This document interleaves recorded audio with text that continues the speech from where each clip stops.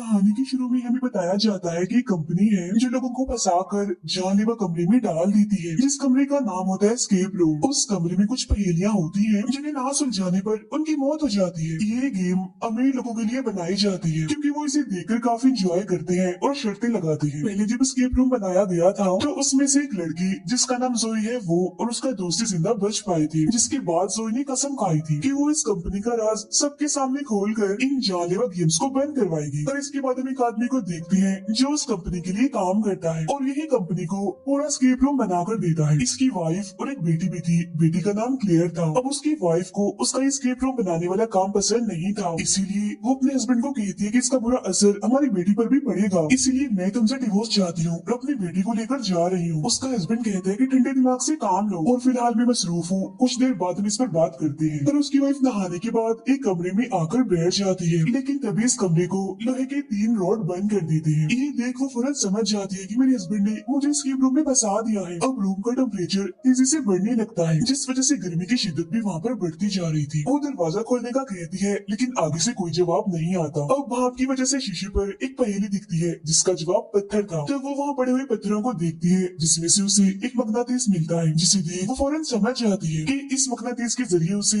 वो तीनों लोहे के रॉड दरवाजे पर से हटाने हैं। तो वो एक एक करके रॉड हटाने लगती है, लेकिन कमरे का टेम्परेचर 240 डिग्री से भी बढ़ता जा रहा था, जिसकी वजह से उसकी जल्दी भी गलने लगती है और आखिरी रॉड हटाने से पहले ही इतनी गर्मी की वजह से उसकी मौत हो जाती है। अब कुछ सालों बाद हम देखते हैं कि उन दोनों की बेटी इन्हें क्लियर अब बड़ी हो चुकी है। उसके डैड ने उसे एक कमरे में बंद करके रखा हुआ है क्योंकि वो भी अपने डैड की तरह एस्केप रूम बनाने में काफी माहिर है, इसीलिए अब उसके डैड उसी से ही एस्केप रूम बनवाते हैं। अब यहाँ क्लियर के डैड को इस बात का भी काफी गुस्सा था कि जोई उनकी गेम से जिंदा बच गई थी, इसीलिए अपनी बेटी को मुश्किल से मुश्किल एस्केप रूम बनाने का कहते हैं ताकि इस बार जोई बच ना पाए। दरअसल इस बार भी उन्होंने जोई के लिए जहाज में एस्केप रूम बनवाया है क्योंकि वो जानते थे कि वो जहाज के जरिए ही न्यूयॉर्क आने वाली है। अब हम जोई और उसके दोस्त को एयरपोर्ट पर देखते हैं क्योंकि ये उस कंपनी का पर्दाफाश करने ही न्यूयॉर्क जा रहे हैं, लेकिन जोई को यहाँ कुछ गड़बड़ लगती है, इसीलिए वो जहाज से जाने के लिए मना कर देती है, जिससे उन दोनों की जान बच जाती है। अब ये दोनों गाड़ी के जरिए ही न्यूयॉर्क के लिए निकल पड़ते हैं। रास्ते में एक होटल में रात गुजारते हैं जहाँ जोई के दोस्त को ऐसा लग रहा था जैसे वो अभी भी एस्केप रूम में है, लेकिन हकीकत में ऐसा कुछ नहीं होता, वो बस उसका बुरा ख्वाब था। अब ये लोग एक जगह पर जाते हैं जहाँ एक चोर जोई की चेन छीनकर भाग जाता है। दोनों उसका पीछे करते करते एक स्टेशन पर आ जाते हैं। वो चोर इन दोनों को एक ट्रेन में फंसाकर वहाँ से भाग जाता है। अब यहाँ जोई को कोई गड़बड़ लगती है क्योंकि ट्रेन में सिर्फ 6 लोग ही बैठे हुए थे। वो ड्राइवर का केबिन चेक करने जाती है लेकिन वहाँ पर भी कोई नहीं था और उसका दरवाजा बंद था। अब इनका डब्बा बाकी ट्रेन से अलग होकर कहीं दूसरी जगह पर जाने लगता है। सभी काफी घबरा जाते हैं। फिर ये डब्बा एक खाली पड़ी हुई सुरंग में जाकर रुकता है। जोई का दोस्त ट्रेन का दरवाजा खोलने की कोशिश करता है लेकिन वो बंद था। यहाँ जोई और उसके दोस्त को ये बात समझ आ जाती है कि उस कंपनी ने आखिर इन्हें ढूंढ ही लिया और यहाँ फंसा दिया। मगर और हैरान करने वाली बात ये थी कि ट्रेन में मौजूद बाकी जो 4 लोग हैं वो भी पहले इस जानलेवा गेम को जीत चुके हैं, यानी अब ये इन सभी चैंपियंस की गेम है। फिर कुछ मशीन के जरिए पूरे ट्रेन में करंट फैला दिया जाता है, यानी कि अब ये लोग किसी भी लोहे की चीज को हाथ नहीं लगा सकती थी। एक लड़के को सीट के नीचे एक बैग मिलता है जिसके अंदर से तौलिए और दरवाजा खोलने वाला हैंडल निकलता है। इस हैंडल के जरिए ये ड्राइवर वाले केबिन को खोल लेते हैं। अंदर इन्हें एक टोकन मशीन मिलती है जिसके अंदर 9 टोकन डालने थे। इसके ऊपर लिखा हुआ था कि पोस्टर्स की गलतियों को ढूंढना होगा। ये लोग एक पोस्टर को देखते हैं जिसमें से ए गायब था। अब ऐसे करके ये लोग बाकी स्पेलिंग की गलतियों को भी ढूंढने लगते हैं। जोई देखती है कि ट्रेन के ऊपर टोटल 26 हैंडल्स लगे हुए हैं और एबीसी में भी 26 लफ्ज होते हैं। मतलब ये है कि जो जो लफ्ज गायब हैं इन्हें उन्हीं लफ्जों के हैंडल्स को खींचना है। एक लड़की को बैग में से रबड़ का काफी बड़ा सा टुकड़ा भी मिलता है जिसे काट कर ये आपस में बांट लेते हैं ताकि लोहे के उन हैंडल्स को खींच सके और इन्हें करंट ना लगे। जोई एक हैंडल खींचती है जिसमें से टोकन बाहर आता है, जिससे वो टोकन वाले डब्बे में डाल देती है। इसके बाद ये लोग सभी गायब लफ्जों के हैंडल्स खींच रहे थे जिसमें से एक के बाद एक टोकन निकल रहे थे, लेकिन हैंडल खींचने की वजह से वहाँ करंट बढ़ता ही जा रहा था। अब एक लड़की को आखिरी दिन गायब लफ्ज मिल जाते हैं, लेकिन इससे पहले कि वो इस बारे में किसी को बताता, गलती से वो लोहे के पाइप को पकड़ लेता है और करंट लगने की वजह से उसकी मौत हो जाती है। जोई देखती है वहाँ वेलकम बैक लव्स बन रहा है, जिसकी आखिरी 3 गायब लव्स वो बाकियों को बताती है। जोई का दोस्त जल्दी से उन हैंडल्स को खींचता है और टोकन्स निकलने पर मशीन में डाल देता है। ऐसा होते ही वहाँ एक रास्ता खुलता है जिसके जरिए ये सब वहाँ से निकल जाते हैं, लेकिन वो एक लिफ्ट में आ चुकी थी जो इन्हें जमीन के काफी अंदर ले जा रही थी। लिफ्ट के रुकते ही सब एक दूसरे को अपने अपने बारे में बताते हैं। इनमें से एक लड़का प्रीस्ट होता है, एक लड़की राइटर और एक नर्स थी। अब ये लोग लिफ्ट से निकलकर एक बड़ी सी एस्केप रूम में आ जाते हैं। इन्हें यहाँ से गुजरकर सामने बने दरवाजे में जाना था, तब वो राइटर लड़की बगैर सोचे समझे वहाँ जमीन पर पैर रख देती है, जिससे फौरन वहाँ लेजर चल पड़ती है, लेकिन किस्मत से कोई नहीं मरता। अब ये लोग उस राइटर लड़की को वहाँ से बाहर निकालते हैं क्योंकि उसने अपना पैर गलत टाइल पर रख दिया था। ऐसा होते ही लेजर वापस से बंद हो जाती है। तो अभी लोगों को 10 मिनट के अंदर अंदर उस दरवाजे के रास्ते जाना है, वरना वो दरवाजा बंद हो जाएगा। लेकिन अगर इन्होंने गलत टाइल पर कदम रखा तो लेजर इनको मार देगी।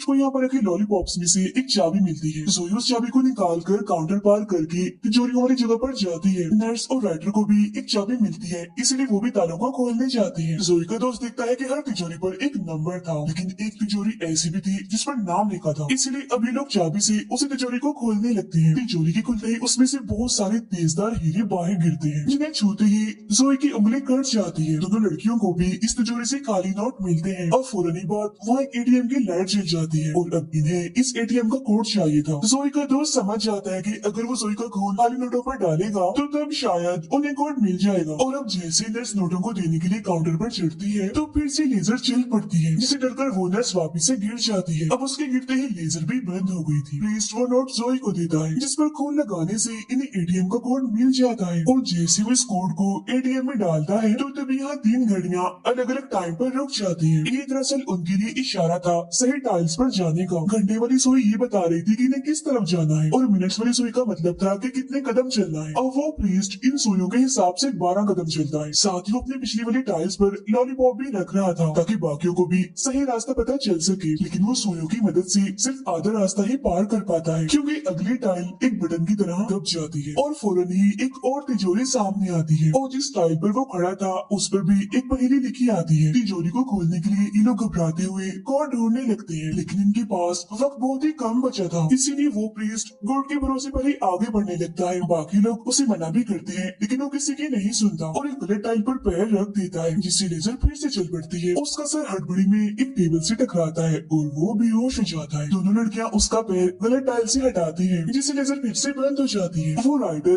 पहले का मतलब समझ चुकी थी, इसीलिए उस तिजोरी के हैंडल को घुमाती ही रहती है जिससे वो खुल जाती है। अब की बार उसके अंदर से एक नक्शा निकलता है। जोई उस नक्शे को लेकर वहाँ दीवार पर लगे एक डिजाइन पर रखती है, जिससे अब इन्हें बाकी का आधा रास्ता भी मालूम हो जाता है। जोई यही रुककर बाकियों को आगे का रास्ता समझाती है, जिसके बाद ये बेहोश पड़े प्रीस्ट को भी लेकर वहाँ से निकल जाते हैं। जल्दी से जोई भी भागकर दरवाजे की तरफ जाती है और दरवाजा बंद होने से पहले ठीक वक्त पर वहाँ से निकल जाती है। और अब यहाँ पर इनके 2 स्केप रूम पार हो जाते हैं। प्रीस्ट को भी होश आ गया था, जिसके बाद अभी तीसरे स्केप रूम में आगे बढ़ते हैं, जिसे बिल्कुल समंदर के किनारे की तरह बनाया गया था। राइटर को वहाँ एक कैमरा दिखता है, जिसे उठाकर वो वहाँ की एक तस्वीर बनाती है। तस्वीर में वो एक कश्ती को देखती है, लेकिन उनके सामने तो ऐसा कुछ भी नहीं था, इसलिए अब ये लोग उस कश्ती को ढूंढने लगते हैं। कबाड़े में जोई के दोस्त को एक टूल मिलता है, जिसे लोहे की चीजों को ढूंढा जाता है। उसके जरिए वो हर जगह पर कश्ती ढूंढने लगता है। जोई इधर 2 स्टैचूज भी देखती है, जिनमें से एक ही आंखों पर सिपियां रखी गई थी, जो काफी अजीब दिख रही थी। तभी वो टूल रेत में आवाज करने लगता है, जिसके बाद ये लोग उस जगह से रेत खोदने लगते हैं और रस्सियों से बंधी एक काफी बड़ी चीज बाहर निकालते हैं, लेकिन रस्सी टूट जाती है और रेत उस रस्सी को फौरन निकल जाता है। अब ये लोग समझ चुके थे कि ये रेत दलदली बनती जा रही है, जिसमें सबसे पहले वो नर्स फंसती है और देखते ही देखते रेत उससे भी निकल जाता है। फौरन वो प्रीस्ट अपनी कमर पर रस्सी बांधकर रेत में कूद जाता है। वो नर्स को तो बचा लेता है, लेकिन रस्सी एक बार फिर से टूट जाती है, जिस वजह से रेत में दबने से उसकी मौत हो जाती है। वो रेत और दलदली बनती जा रही थी, इसलिए ये लोग भागकर एक केबिन में आ जाते हैं। अंदर जाने के बाद इन्हें पता चलता है कि यहाँ से निकलने का रास्ता वहाँ रखी फ्रिज के अंदर है, लेकिन फ्रिज को खोलने के लिए इन्हें कोड ढूंढना होगा। यहाँ एक बटन भी था, जिसे जैसे सुई दबाती है बाहर बनी बिल्डिंग में लाइट जल पड़ती है। वो समझ जाती है कि अगला इशारा उस बिल्डिंग के ऊपर ही मिलेगा, इसीलिए वो फौरन उसके ऊपर चढ़ जाती है सीढ़ियों के जरिए। यहाँ दूरबीन के जरिए जोई को एक मैसेज दिखता है जो था आई कांट सी यू। सी की स्पेलिंग गलत थी, वो SEE के बजाय SEA थे। वो चिल्लाकर सभी को ये इशारा बताती है, लेकिन नीचे उतरते हुए उसकी नजर वहाँ एक गोल दरवाजे पर जाती है। जोई के दोस्त को वो इशारा समझ आ गया था, इसीलिए वो भागकर उस स्टैचू के पास जाता है जिसकी आंखों की जगह सिपियां लगी हुई थी। वो बड़ी मुश्किल से उसकी आंखों से सिपियां उतारता है जो दरअसल फ्रिज का कोड था। वो जल्दी से अंदर आकर उस कोड से फ्रिज को खोल लेता है जिसके जरिए अभी लोग यहाँ से निकल सकते थे। उधर जोई भी वो गोल दरवाजा हटाती है जिसके अंदर एक खुफिया रास्ता था, जिसे देखकर वो फौरन समझ जाती है कि अगर वो इसके अंदर जाएंगे तो सीधा गेम से निकल जाएंगे। इसीलिए वो बाकी लोगों को भी अपने पास बुलाती है। तब राइटर के अलावा उसका दोस्त और वो नर्स उस पर भरोसा करके उसके पास जाने लगते हैं। वो सीढ़ियों के जरिए ऊपर जा रहे थे। नर्स तो ऊपर चढ़ जाती है, लेकिन जोई के दोस्त के ऊपर जाने से पहले वो सीढ़ियाँ अंदर चली जाती है और वो नीचे गिरकर रेत में दफन हो जाता है। ये देखकर जोई को काफी दुख होता है और वो दोनों खुफिया रास्ते से निकलकर एक जगह पर आती है और यहाँ से निकलने के लिए भी इन्हें एक सीढ़ी मिल जाती है। वो सीढ़ी के जरिए बाहर आती है और आसपास गाड़ियाँ देखकर समझ जाती है कि वो किसी सड़क पर है, मतलब वो सच में गेम से बाहर आ गई है। लेकिन ऐसा कुछ नहीं था। तभी वो राइटर यहाँ भागकर आती है और बताती है कि ये चौथा स्केप रूम है और यहाँ हर एक मिनट के बाद तेजाब की बारिश होगी, जिसे बचने के लिए यहाँ बने स्टोर में जाना होगा, लेकिन वहाँ पर ताला लगा हुआ है। राइटर ऊपर चढ़ती है तो उसे वहाँ एक चाबी मिलती है जिससे ताला खोलकर ये शटर ऊपर करती है और देखती है कि स्टोर के सामने तो एक और दरवाजा लगा हुआ है। अब टाइम खत्म होते ही यहाँ तेजाब की बारिश होने लगती है। तभी तीनों के ऊपर एक कवर आ जाता है जिससे इन्हें कुछ नहीं होता। तभी बारिश बंद हो जाती है और दोबारा से 1 मिनट का टाइमर लग जाता है। तभी यहाँ एक बॉक्स के अंदर फोन बजने लगता है, लेकिन उसके दरवाजे पर भी ताला लगा हुआ था। तब जोई कहती है कि अगर हम तेजाब को जमा कर लें तो इस ताले को पिघलाकर हम दरवाजा खोल सकते हैं। तो वो नर्स किसी ऐसी चीज को ढूंढने लगती है जो तेजाब से नहीं जली और उसे एक बोतल मिल भी जाती है। टाइम खत्म होते ही बारिश फिर से शुरू हो जाती है। ये लोग बोतल को वहीं रख कवर के नीचे खड़ी हो जाती है। बारिश बंद होती ही उस बोतल में जमा हुए तेजाब से टेलीफोन बॉक्स का ताला पिघला देती है और दरवाजा खुल जाता है।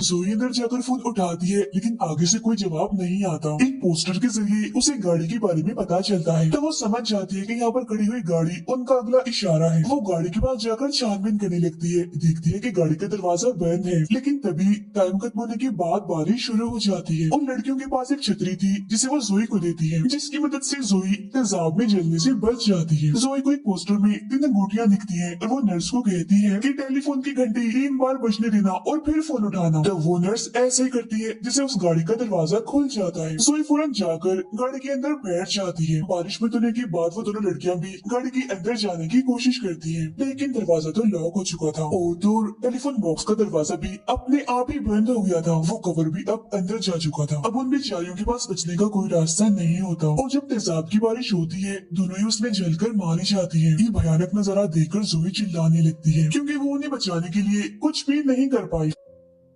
तभी उसके नीचे से सीट खुल जाती है और जोई कहीं चली जाती है। उधर एस्केप रूम बनाने वाली यानी क्लियर के डैड को गड़बड़ लगती है क्योंकि जिस आखिरी एस्केप रूम में जोई ने आना था वो वहाँ नहीं आई बल्कि कहीं और ही चली गई। तब वो समझ जाता है कि जरूर मेरी बेटी क्लियर ने जोई को बचाने के लिए ये गड़बड़ की है। उधर क्लियर का दोस्त जोई को अपने साथ ले आया था। यहाँ जब जोई क्लियर को देखती है तो समझ जाती है कि ये एस्केप रूम बनाती है। क्लियर जोई को बताती है कि ये सब कुछ मैं अपने डैड के कहने पर ही कर रही हूँ। जब से मेरी माँ की मौत हुई है मेरे डैड ने मुझे यही इस कमरे में कैद कर दिया है। मैंने तुम्हें यहाँ तक इसीलिए बुलाया ताकि तुम मेरी मदद करो, मुझे इस कमरे से निकालो। लेकिन जोई कहती है मुझे तुम पर भरोसा नहीं है, मैं तुम्हारी मदद क्यों करूँ। तो वो कहती है कि समंदर के किनारे वाले एस्केप रूम में मैंने गड़बड़ कर दी थी। इन्हें जब तुम्हारा दोस्त रेत में धंस गया था वो मरा नहीं बल्कि जिंदा है, सही सलामत है और एक कमरे में है जहाँ वो बिल्कुल ठीक है। लेकिन तभी वो देखती है कि क्लियर के डैड के लोग उसे ढूंढकर आखिरी एस्केप रूम में डाल देते हैं जो कि एक टेम्परेचर वाला कमरा था। तब जोई का दोस्त इस कमरे की पहेली सुलझाने में लग जाता है, लेकिन अगर उसने जल्दी ना की तो भी क्लियर की माँ की तरह गर्मी से मारा जाएगा। क्लियर जोई को बताती है कि मेरे डैड के कंप्यूटर के जरिए मैं तुम्हारे दोस्त को बचा सकती हूँ, लेकिन उसके लिए मुझे इस कमरे से निकलना होगा। तब जोई उसे बाहर निकालने के लिए दीवार पर बनी पहेली सुलझाने लगती है, लेकिन हर सेकंड के साथ वो बदल रही थी तो उसे सुलझाना नामुमकिन था। क्लियर बताती है कि मेरे डैड ने कहा था कि मैं कभी भी खुद से इस पहेली को नहीं सुलझा पाऊंगी। तब जोई एक ऐसी जगह जाकर खड़ी हो जाती है जहाँ से क्लियर ना देख पाए। तब साइड से उसे देखने पर एक कोड मिलता है जिसके जरिए ये दरवाजा दरवाजा खोल लेते हैं और क्लेयर बाहर आ जाती है। लेकिन तभी यहाँ क्लेयर के डैड गन लेकर आ जाते हैं और अपनी ही बेटी का गला दबाने लगते हैं। लेकिन वो अपने डैड को धक्का देकर उसे कमरे में बंद कर देती है जिसमें वो खुद थी। फिर क्लेयर भागकर अपने डैड के रूम में जाती है और उनके कंप्यूटर से उस आखिरी एस्केप रूम को बंद कर देती है जहाँ जोई का दोस्त फंसा हुआ था और इस तरह से उसकी जान बच जाती है। जोई क्लेयर से पूछती है कि मेरा दोस्त कहाँ है, जिस पर वो बताती है कि उसी बिल्डिंग में जहाँ तुम लोग सबसे पहले गए थे और तुम्हारे सारे एस्केप रूम उसी बिल्डिंग में खेले गए हैं और गेम बनाने वाले सभी इंसानों को मैंने वहाँ बंद कर दिया है ताकि तुम सबूतों के साथ उन्हें पुलिस को पकड़ा दो। मैं भी अपने डैड को खुद पुलिस के हवाले कर दूंगी। जोई गाड़ी लेकर उस बिल्डिंग तक पहुँचती है जहाँ पुलिस और एम्बुलेंस पहले से ही मौजूद थी। गेम में मरने वालों की लाशें भी निकाल ली गई थी और गेम कंट्रोल करने वालों को भी पुलिस ने गिरफ्तार कर लिया था। जोई को भी उसका दोस्त मिल जाता है। इसके बाद क्लियर अपने डैड के पास आती है और अब हम यहाँ क्लियर का असली चेहरा देख पाते हैं कि वो कितनी खतरनाक है। वो असल में बचपन से ही पागल है। जब वो छोटी थी